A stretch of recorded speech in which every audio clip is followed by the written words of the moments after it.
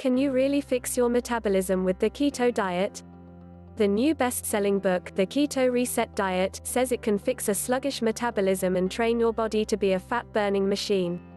Experts are skeptical. Share on Pinterest it isn't just you. Dieting is an endless pursuit for many Americans. Around 45 million Americans go on a diet each year. And the weight eventually comes back for 33 to 66% trusted source of people who've dieted.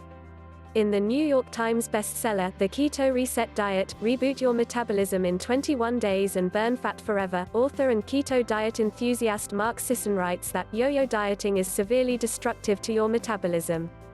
He claims that following a low-carb, high-fat diet will help turn you into a fat-burning beast and stay this way for the rest of your life. The book explains that the 3-week Keto Reset Diet does this by reprogramming your genes into a state of metabolic efficiency, which he considers burning fat, rather than being dependent upon regular high-carbohydrate meals to sustain your energy, mood, or cognitive focus. Critics say the science doesn't support these claims. Does yo-yo dieting really affect your metabolism? A person's resting metabolic rate (RMR) is largely based on their weight, but factors like age and genetics also play a role. When someone significantly restricts calories to lose weight, their body can also enter starvation mode. Trusted source. Their metabolism slows down considerably to conserve energy. Extremely low-calorie diets make it easier to regain weight after a diet is over. If someone with a slowed metabolism hits their target weight and celebrates by eating the same amount of daily calories a person with a typical RMR and of their same weight and age would eat, they could gain weight rapidly. Case in point, contestants from the TV show The Biggest Loser. Contestants in the 30-week competition aimed to drop weight quickly. They ate as little as 800 calories a day and exercised for hours daily. A study of 14 contestants found that 6 years after the show, 13 had regained considerable weight. More shockingly, their metabolisms hadn't recovered. On average before the show, the group burned 2,607 calories a day. At the end of the competition, they burned 2,000 calories a day. 6 years later, they only burned 1,900 calories a day. That's an extreme case, according to Lara Dugas, Ph.D., a physiologist who studies metabolism at Loyola University Chicago. If you are significantly restricting your calories in the short term, you are going to dampen your resting metabolic rate (RMR), but studies show that once you stop restricting food, your RMR will return to the expected for your body weight. Dugas told Healthline. That means most people who diet regularly don't face lasting metabolic damage. In a study of postmenopausal women with a history of chronic dieting, researchers found the same thing: yo-yo dieting doesn't hurt weight loss or permanently damage the metabolism. Also, a damaged metabolism may not be the problem when a person regains some weight. People often feel like their body fights to maintain a certain set weight. That's exactly what it's doing. The body has homeostatic mechanisms to try to preserve what's in place.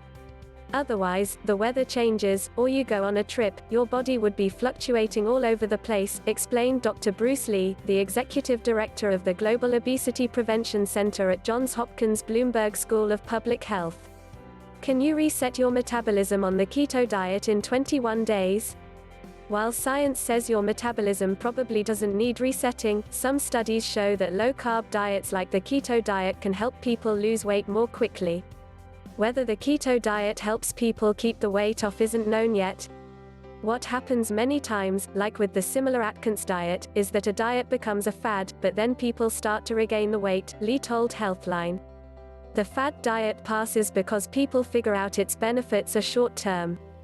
The short-term reaction doesn't mean you're resetting your metabolism for the longer term, Lee pointed out.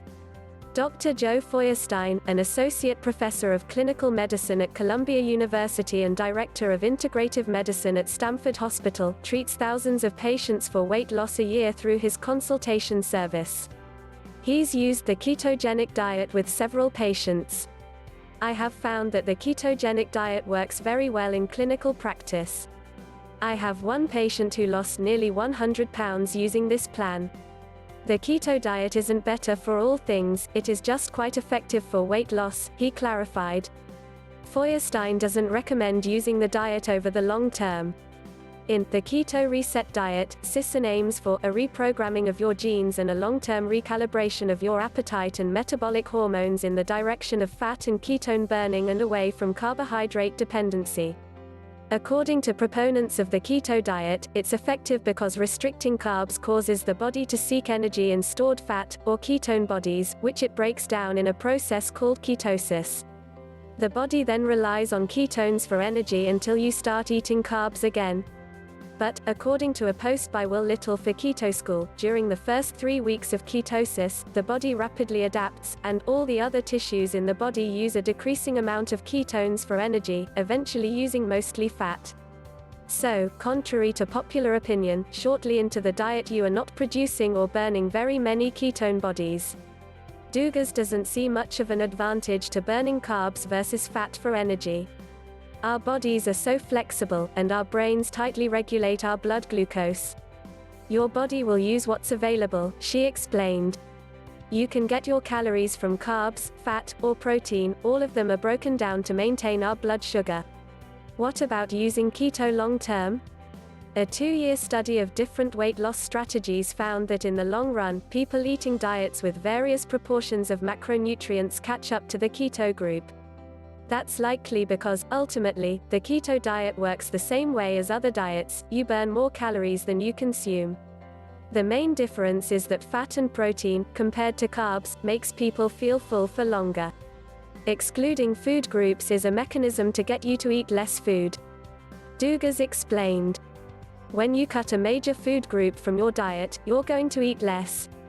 Research studies indicate that some people do better on a low-carb diet, others on a low-fat diet.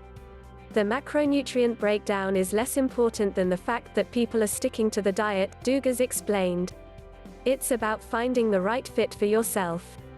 Pick a diet that you can stick to and aim for no more than 1 to 2 pounds of weight loss a week, Lee recommended. When you drastically change the conditions in your body, it can shock your metabolism or mood, he explained. As a physiologist, I'm not a fan of the keto diet, but I do believe that our diets today have too much sugar, and that we can really benefit from eating a more moderate contribution from carbohydrates. Dugas said. We need more research to know how the keto diet affects weight loss long term. However, Lee pointed out, there are studies that show the consistent factors behind proven, healthy diets are moderation and variability. It seems like you may not have to give up carbs to reset your metabolism or lose weight after all.